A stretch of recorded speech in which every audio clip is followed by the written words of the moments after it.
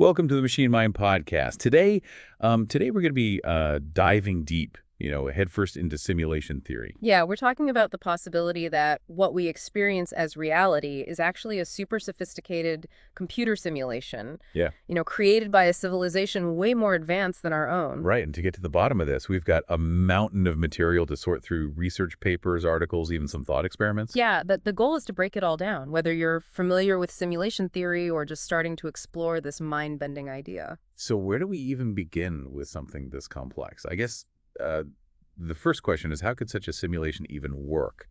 What are the mechanics of this mind-blowing concept? Right, and our sources dive into some interesting possibilities. Okay. One paper talks about the idea of a quantum computing network with processing power that dwarfs anything we can even fathom today. Wow.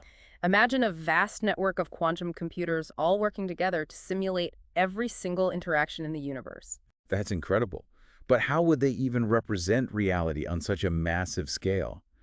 If we are living in a simulation, how would they do that? Well, one source suggests that the Planck length, the smallest possible unit of space-time, might be the resolution of our reality. Hmm. Think of it like the pixels on your screen, but on an incredibly tiny scale. So our whole world is made up of Planck-sized pixels. It is. And to make the simulation even more efficient, it might only render details when they're actually being observed. What? Kind of like how a video game only loads the areas you're currently exploring. That's a cool analogy. Yeah, So you're saying that a tree falling in the forest might not actually make a sound if no one's there to hear it, because the simulation doesn't have to render the sound if no one's observing it. exactly. It's a concept linked to quantum superposition and the observer effect. Okay. Essentially, the simulation might only solidify reality when we, the observers, are directly interacting with it. Okay, that's starting to make my brain hurt a little.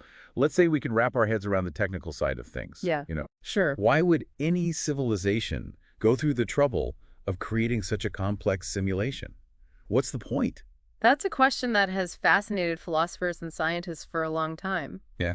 One compelling idea from our sources is that the simulation might be a massive cosmic experiment, a way for an advanced civilization to study things like consciousness, Okay. morality, and how societies evolve over time. So we're like lab rats in a giant cosmic experiment. You could think of it that way, but consider the implications. They could be studying how different choices lead to different outcomes, how civilizations rise and fall, how our morals and ethics develop. That's like every decision we make, every historical event, every invention and discovery could be a data point for their research. Exactly, and they might even be running multiple simulations, each with slightly different conditions to see how those variations play out. It's like running 1,000 different versions of history all at once. Okay, now that is both fascinating and a little bit creepy. Yeah. But what about prophecies? Could those be a part of the simulation's design? That's where things get even more interesting. Okay. Some of our sources suggest that certain prophecies might have been intentionally embedded in the simulation as a way to guide the development of societies, Okay. provide a sense of purpose, or even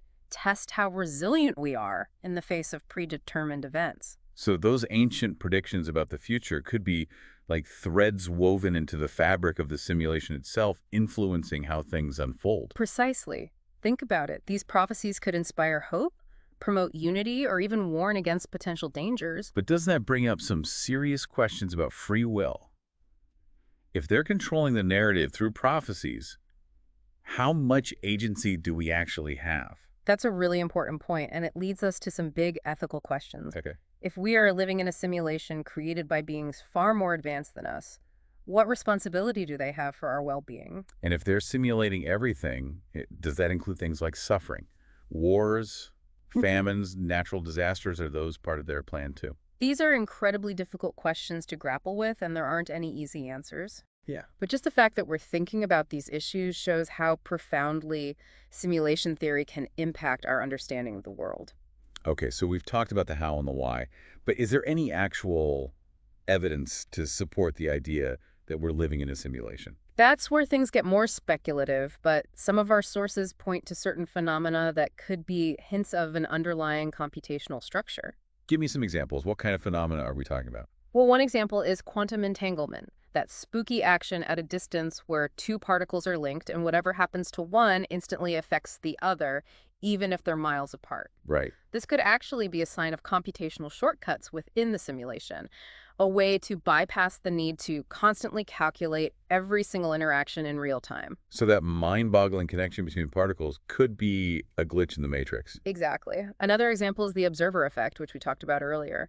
The fact that reality seems to solidify when we observe it might indicate that the simulation is only rendering details as needed to save processing power. And what about those strange glitches or anomalies we hear about sometimes, like the Mandela effect, where large groups of people have different memories of the same event?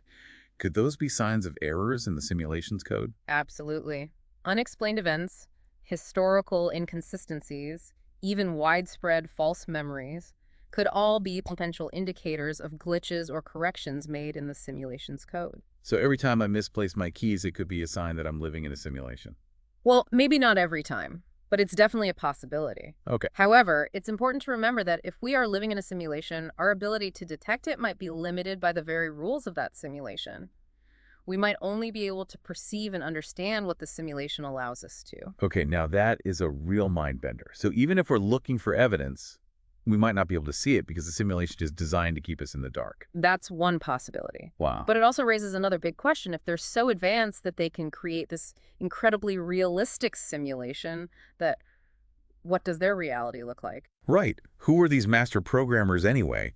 And could they themselves be living in a simulation created by an even more advanced civilization? Now, that is a fascinating thought. Yeah. If we start going down that rabbit hole, who knows where it ends? Right. Could there be layers upon layers of simulated realities? It's a mind-blowing concept to consider. Layers upon layers of reality. Mm-hmm. So we could be like a video game character in a video game being played by another video game character and so on forever. It's a wild idea, but not entirely impossible. But even if they are our creators, that doesn't necessarily mean they have all the answers. They might have their own limits to their knowledge and understanding, just like we do. So these super intelligent beings who created our reality might be on their own quest for answers, searching for the meaning of their existence just like we are. Exactly. They might be trying to understand their place in the grand scheme of things, and that raises another fascinating question. If we could somehow communicate with them, what would we ask? I know what I'd ask. Are we just an experiment to them, or do they actually care about what happens to us? And would they be willing to share their knowledge with us? Or would they consider us too primitive to understand? This is getting deep even for a deep dive. There's so much to unpack here. It is, isn't it? But that's what makes simulation theory so captivating. It forces us to confront some of the biggest questions about existence, reality, and the nature of consciousness. We've explored the potential mechanics of a simulation, the motivations of its creators, and even some intriguing clues that suggest we might not be in base reality after all. We've tackled some complex concepts from quantum computing to the ethics of simulated universes, but there's still so much more to explore. That's right. So, In part 2 of our deep dive, we'll dig even deeper into some of the more advanced questions about how such a simulation could function. We'll also be grappling with some challenging philosophical and ethical considerations. so don't go anywhere. We'll be right back with part 2 of our simulation theory deep dive, continuing our journey into the heart of this mind-bending possibility. Welcome back to our deep dive into simulation theory. Before we went on that little tangent about the creators of this potential simulation, we were trying to wrap our heads around the scale and complexity of it all. Yeah, and one big question we need to address is consciousness. Right. If we're really just lines of code in a giant computer program, Right. how do we explain our own sense of self, our free will, our feelings, all the things that make us human? Yeah, it's a big one. Yeah. If our brains are essentially simulated, does that mean our consciousness is simulated too? Our sources suggest that consciousness might be an emergent property of the simulation, a natural outcome of complex systems interacting in specific ways. So you're saying that consciousness isn't something that's explicitly programmed into us, but rather something that emerges organically from the complexity of the simulated environment? Exactly. Think of it like an ant colony. Each individual ant follows simple rules, but collectively they create a complex and intelligent society. Similarly, the neurons in our brains might operate based on relatively simple simulated processes, Okay. but the sheer number of connections and interactions could give rise to our conscious experience. That's an interesting analogy. So consciousness could be a side effect of the simulation's complexity, not necessarily something that's intentionally designed. Right. But if that's the case, wouldn't there be a limit to how many conscious beings a simulation could support? That's a really good point, and it's something that several of our sources address. Okay. They suggest that there might be an upper limit on the number of conscious entities the simulation can sustain without compromising stability. So it's like a computer reaching its processing limit. Precisely. And this could explain why we see civilizations rise and fall, why populations fluctuate over time. Okay. It might be a way for the simulation to manage its resources and prevent a system overload. That makes sense. But what about the choices we make? If the simulation is designed to be efficient, wouldn't it have to limit the number of possible actions we can take to save on processing power? Does that mean we don't actually have free will? That question has baffled philosophers for centuries, even outside of the context of simulation theory. Right. Some of our sources suggest that the simulation might use a combination of predetermined events and random elements to simulate free will. So certain things are already decided, but there's also an element of chance thrown in. Exactly. Think of it like a choose-your-own-adventure book. The simulation might lay out a range of possible paths, Okay. but ultimately the choices we make within those limitations determine which path we take. Okay, that makes me feel a little better. I was starting to think we were all just puppets on strings. But if the simulation is designed to observe us, wouldn't the creators want to see how we react to challenges and difficult situations? That's a logical assumption. And that brings us to the question of suffering. If the creators of the simulation value consciousness, why is there so much pain and hardship built into the experience? It does seem a bit cruel, doesn't it? I mean, wars, famine, natural disasters, if they're in control, why not just create a paradise where everyone's happy and nothing bad ever happens? One source suggests that suffering might be a necessary part of the observational process. It could be a way for the creators to study how we cope with adversity, how we develop resilience, and how we find meaning in the face of difficult circumstances. So our struggles and triumphs become data points in their grand cosmic experiment. You could see it that way. However, we also have to remember that the creators might have a completely different understanding of suffering than we do. What we perceive as painful or tragic might be seen as valuable or even necessary from their perspective. Okay, I'm trying to wrap my head around that. Yeah. But let's say, hypothetically, that the creators do care about our well-being in some way. Is there anything they could do to help us to intervene in the simulation and make things better? That's an interesting thought. Yeah. Some sources suggest that the creators might occasionally intervene, but they would do so in subtle and indirect ways that are almost impossible to detect. What would that look like? Well, it could be anything from inspiring individuals with groundbreaking ideas to gently nudging societies towards certain outcomes.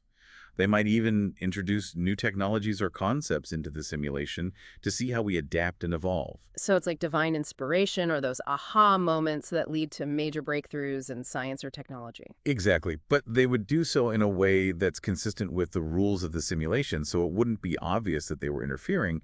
It would appear completely natural from our perspective. This is getting really meta. We're talking about beings who created a simulation and then are secretly manipulating it from within. It's like a game within a game. It definitely stretches the boundaries of our imagination, but that's what we're dealing with here. Hypothetical beings who are vastly more advanced than we are. Their ways of thinking and interacting with reality might be completely beyond our comprehension. That's a good point. But if they're so advanced, couldn't they just tell us directly that we're in a simulation? Why all the secrecy and subtle manipulation? Our sources offer a few possible explanations for why the creators might choose to keep us in the dark. One major concern is that revealing the truth about the simulation could completely destabilize our entire society. I can imagine the chaos. People might stop going to work, stop following laws, maybe even stop believing in anything at all. Exactly. It could lead to utter pandemonium. Another possibility is that we're simply not capable of comprehending the truth. Our minds might not be equipped to grasp the concept of a reality beyond our own. So it's like trying to explain quantum physics to a goldfish. They just wouldn't have the cognitive framework to understand it. That's a great analogy. It might just be beyond our current capacity to understand. And even if we could, there's the question of whether it would actually be beneficial for us to know. What do you mean? Well, imagine discovering that everything you thought was real, everything you've ever experienced, all your memories, your relationships, was just part of a grand simulation. It could be incredibly disillusioning, even devastating. Yeah, I can see how that would trigger a major existential crisis, but wouldn't it also be incredibly liberating in a way? Knowing that the rules aren't as rigid as we thought, that there might be more to existence than we can currently perceive. That's an interesting perspective. And it leads to another mind-boggling question. What if we could somehow break free from the simulation? What if we could access a higher level of reality? Now, that would be the ultimate escape room. But is that even remotely possible? The sources are a bit vague on that point, Okay. but they do suggest that death might be a way to exit the simulation. So like logging out of the game. In a way, yes. Hmm. But they also hint at the possibility of other ways to transcend the limitations of the simulation, perhaps through advanced technology or even through altered states of consciousness. So we could potentially hack the system, meditate our way out of the matrix. Again, we're deep into speculation territory here, but it's a fascinating idea to consider. It is. But we've covered a lot of ground in this deep dive. We've explored the how, the why, and the potential evidence for a simulated reality. We've even delved into the philosophical and ethical implications of such a reality. Where do we go from here? In part 3, we're going to dive into some of the more technical and quantum-specific questions surrounding simulation theory. We'll also explore the possibility of parallel simulations and what that could mean for our understanding of reality. So we're going even deeper down the rabbit hole. This is getting exciting. Stay with us, folks. We'll be back with the final part of our simulation theory deep dive after a quick save. Welcome back to the final part of our deep dive into simulation theory. We've covered a lot of ground already, from the nuts and bolts of how a simulation might work to that mind-blowing possibility of a multi-layered reality. But get ready to have your mind stretched even further as we tackle some of the more technical and quantum-specific aspects of this fascinating concept. Yeah, we've talked about quantum entanglement a few times already, but let's really dive into what it could mean in the context of simulation theory. Remember, it's that bizarre phenomenon where two particles are linked, and no matter how far apart they are, whatever happens to one instantly affects the other. Right, like they're communicating faster than the speed of light, which is supposed to be impossible according to the laws of physics as we understand them. Exactly. And that's what makes it so intriguing from a simulation perspective. Some of the research we've been looking at suggests that quantum entanglement might actually be a clever computational shortcut employed by the simulation. A shortcut? How so? Well, think about it. To simulate an entire universe with all its complexities, from the tiniest subatomic particles to the largest galaxies, you would need an unimaginable amount of processing power. Right. So to conserve resources, the simulation might use tricks like entanglement to simplify calculations. So instead of constantly tracking every single particle and its interactions, they just link them up and say, whatever happens to this one instantly happens to that one, and save themselves a whole bunch of processing power. Precisely. It's a brilliant way to bypass the need for constant updates and calculations, making the simulation much more efficient. That's pretty ingenious. But what about black holes? Those cosmic behemoths that gobble up everything in their path, even light itself. How would they fit into a simulated universe? Black holes present a fascinating puzzle for physicists and simulation theorists alike. One intriguing idea proposed in our sources is that black holes might be boundaries or points of extreme data compression within the simulation. Data compression, like when I zip a file on my computer to make it smaller. Exactly. Black holes are regions of immense density where matter and energy are compressed to an unimaginable degree. So it's possible that they act as a way for the simulation to manage its data storage, essentially compressing vast amounts of information to prevent overload. So they're like the ultimate cosmic trash compactors, squeezing everything down into a tiny package. You could think of it that way. And this idea ties into another mind-bending concept, the multiverse. Ooh, now we're talking. Parallel universes, alternate realities. I'm all ears. Well, get ready for a wild ride. The research we've been exploring suggests that what we perceive as the multiverse, those countless parallel universes branching off from every decision, might actually be multiple instances of the simulation running simultaneously. So like different versions of the same video game, each with slightly different settings and characters running side by side. Precisely. Each instance could have slightly different parameters, different starting conditions, or even different physical laws. And this would allow the creators to run a vast number of experiments to explore a wide range of possibilities and outcomes all at the same time. So there could be a universe out there where I'm a world-famous chef, another where I'm a brilliant astrophysicist, and another where I don't know, a talking dog. Hey, in the multiverse, anything is possible. But seriously, it's a mind-blowing concept to consider. And it raises the question, if we could somehow access these parallel simulations, could we interact with our other selves? Could we learn from their experiences? Now, that would be an adventure. But let's get back to our own simulation for a moment. Yeah. We've talked about glitches and errors before, but what about major events like mass extinctions or global pandemics? How would the simulation handle those? Well, one possibility is that the simulation might have a built-in reset function, a way to revert back to a previous state if things go haywire. Like hitting shuttle Alt-Delete on a cosmic scale. Exactly. It would be a way to prevent catastrophic errors from permanently damaging the simulation. And this could explain certain phenomena that we find puzzling, like déjà vu or the Mandela effect. Those instances where large groups of people have different memories of past events, they could be lingering echoes from a previous version of the simulation. So we might be living in the second, 10th, or even the 1,000th iteration of this simulation. It's a possibility, though. There's no way to know for sure. But if the creators are running these simulations to study consciousness, morality, and societal development, wouldn't it make sense to let things play out naturally, even if it means things get a little messy sometimes? I guess so. Hmm. But it also brings up that thorny question of their moral responsibility.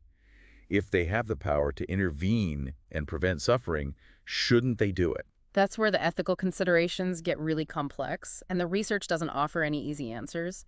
But it does suggest that the creators might have a completely different perspective on suffering than we do.